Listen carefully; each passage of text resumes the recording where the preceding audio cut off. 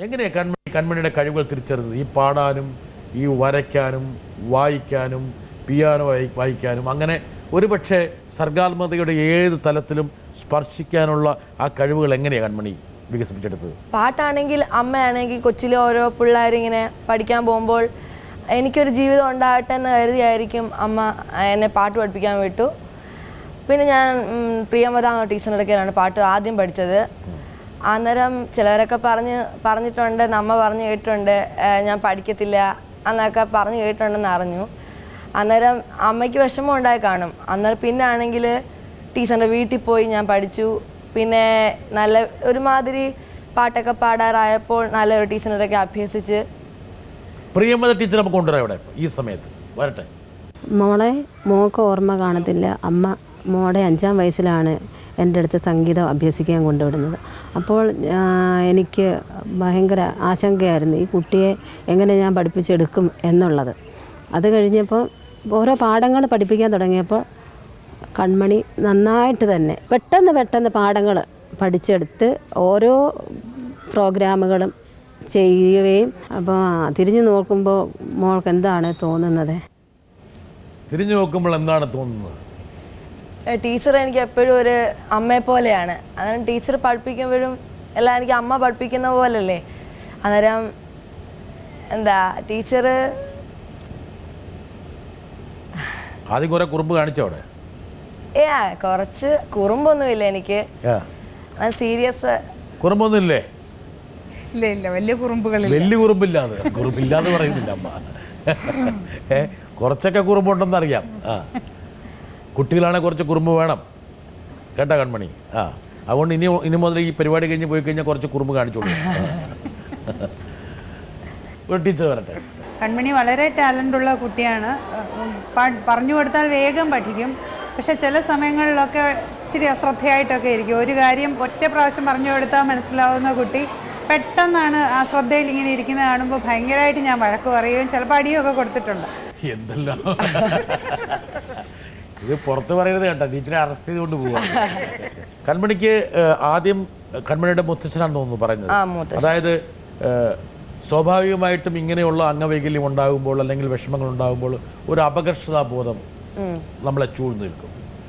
എത്രയോ കഴിവുകളും യാതൊരു കുറവുകളും ഇല്ലാത്ത ആൾക്കാർക്ക് പോലും ഉള്ളതാണ് അപകർഷതാബോധം അല്ലേ? ഈ പറഞ്ഞ എല്ലാ സൗഭാഗ്യങ്ങളുള്ള കുട്ടികൾ പോലും അപകർഷതാബോധം കാരണം പല കാര്യങ്ങളും ചെയ്യാൻ മടിക്കും. പക്ഷേ ഈ ഒരു അവസ്ഥയിലായിട്ട് പോലും കൺമണി ആ അപകർഷതാബോധത്തെ മുറിച്ചു കടന്നു. എങ്ങനെയാണ് കൺമണി കുറച്ച് മാനസികമായി പ്രിപ്പയർ ചെയ്തോ? ആരെങ്കിലും കൺമണി അതിന് വേണ്ടിയിട്ട് ഒരു മനസ്ഥൈര്യം തരാൻ വേണ്ടിയിട്ട് പ്രവർത്തിച്ചു? ഇല്ല, എല്ലാ ടീച്ചേഴ്സും പറയും നല്ല വൃത്തിക്ക് പഠിക്കണം, വലിയൊരാളാവണം എന്ന് പറയുമ്പോൾ നമുക്ക് ഉള്ളിലൊരു കോൺഫിഡൻസ് ഉണ്ടാവും.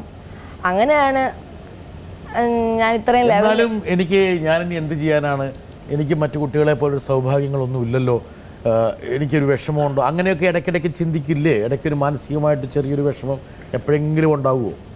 ഇല്ല, വിഷമം ഉണ്ടാവില്ല. കാരണം അമ്മ എന്നെ അതേ രീതിയിലാണ് വളർത്തിയത്. ഈ അമ്മ വലിയൊരു സംഭവമാണല്ലോ. അതെ, തീർച്ചയായും. അമ്മ ഇടയ്ക്കിടയ്ക്ക് പറയോ കൺമണി നമ്മൾ തോക്കരുത് ജീവിതം? തീർച്ചയായും. ഏത് വാചക പറയാം അമ്മ? നീ വലിയൊരാളാവണം, മറ്റുള്ളവരുടെ മുമ്പിൽ താന്നു കൊടുക്കരുത്,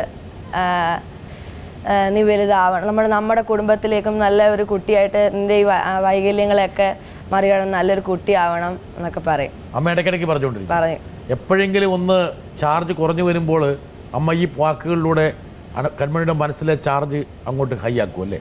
അതെ, ഇതാണ് പരിപാടി. എന്താ മന്ത്രം എന്താണ് അമ്മയുടെ? ഈ കൺമണി ഇതുപോലെ ചാർജ് ആക്കി നിർത്താൻ വേണ്ടിയിട്ട് അമ്മയുടെ കയ്യിലുള്ള വിദ്യ ഏതാണ്? ഞങ്ങൾക്ക് എടുത്ത് ഉപയോഗിക്കാൻ വേണ്ടിയിട്ടാ?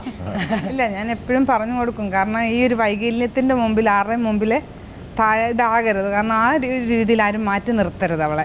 ആ ഒരു കാണാൻ എനിക്ക് മനസ്സില്ല. അതുകൊണ്ട് കാരണം അതൊരു സങ്കടമായിട്ടാണ് എനിക്ക് തോന്നുന്നത്. അങ്ങനെ ഒരു വൈകല്യം ഉണ്ടെന്നും പറഞ്ഞ് എങ്ങനെയും അവളെ മാറ്റി നിർത്തി കഴിഞ്ഞാൽ എനിക്ക് താങ്ങാൻ പറ്റത്തില്ല. അതുകൊണ്ട് ഈ അമ്മ തന്നെയാണ് വർഷങ്ങളോളം തളർന്നു പോയത്. ആ തളർച്ചയിൽ നിന്ന് അമ്മ എങ്ങനെ രക്ഷപ്പെട്ടത്? അതെങ്ങനെ രക്ഷപ്പെട്ടു അത് പറഞ്ഞു. അത് അവളുടെ ഈ കഴിവുകൾ വന്നപ്പോഴത്തേക്കും നമുക്കൊരു പ്രചോദനവും കൂടെ ആയി. അവളെ എല്ലാ രീതിയിലും നമുക്ക് കൊണ്ടുവരാൻ പറ്റുമെന്നൊരു ഇത്. ബുദ്ധിയെ സംബന്ധിച്ച് അവൾക്കൊരു പ്രശ്നമില്ലാതെ വന്നപ്പോൾ നമുക്ക് ഒത്തിരി ധൈര്യം കിട്ടി. അവളെ നമ്മൾ കൊണ്ടുപോകുന്ന രീതി വരാൻ പറ്റുമെന്നൊരു ഇത് വന്നു. കൺമണിക്ക് ഈ പറഞ്ഞ പോലെ വരയ്ക്കാനും പാടാനും പിയാനോ വായിക്കാനും അതുപോലെ ഒരുപക്ഷെ എല്ലാം തികഞ്ഞ ആൾക്കാരെക്കാളും കൂടുതൽ ഒരു സർഗസിദ്ധി ഉണ്ട് എന്ന് അമ്മ എങ്ങനെയാണ് മനസ്സിലാക്കുന്ന ആദ്യം? ഞാൻ ആദ്യം ഒന്ന് പരീക്ഷണം ചെയ്ത് നോക്കും. എങ്ങനെയാ പരീക്ഷിച്ചത്? ആദ്യം കൺമണിയുടെ ശരീരത്ത് എന്ത് പരീക്ഷ നടത്തിയത് പറ. ആദ്യം പാട്ട് പഠിക്കാൻ വിട്ടു. ആ ഞങ്ങൾ ആ വീട്ടിലാരും തന്നെ അങ്ങനെ ഒരു പാരമ്പര്യമായിട്ടൊരിതില്ല.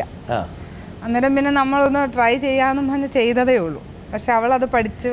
അമ്മ പാട്ട് പാടി കൊടുത്തോ? ഇല്ല ഇല്ല ഇല്ല. ഇല്ല. പാട്ട് പാടിയ കൺമണി ഓടുവോ? ഓടും ഓടും. ഓടും ഓടും. എന്നാലും പാട്ട് പാടി തന്നില്ലേ അമ്മ? ആ ഏത് പാട്ടാണ് പാടി തന്നെ? അതൊരു കഥയുടെ രീതിയിലാണ് പാടിയത്. എന്താണ് പാടിയത്? ഒന്ന് അമ്മ പാടിയത് ആ പാടത്തെ. ഇല്ല ഞാനില്ല, എനിക്കറിയത്തില്ല പാട്ട്. എങ്ങനെയാണ് കൺമണി അമ്മ പാട്ടത്? ആ അത് ഉപദേശത്തിന്റെ രീതിയിൽ. ആ ഉപദേശം നോക്കട്ടെ, കേൾക്കട്ടെ, ഞങ്ങൾക്കെല്ലാവരും ഉപദേശമാകട്ടെ. ആ നീ നല്ലൊരു പാട്ടുകാരിയാവണം, നീ നല്ല ആൾക്കാരുടെ മേലെ എത്തണം. ഈ രണ്ട് വരിയാണ് ഇടയ്ക്കിടയ്ക്ക് പാടിക്കൊണ്ടിരിക്കും. ഇതേപോലെയാണോ? ആ ഇതേപോലെ.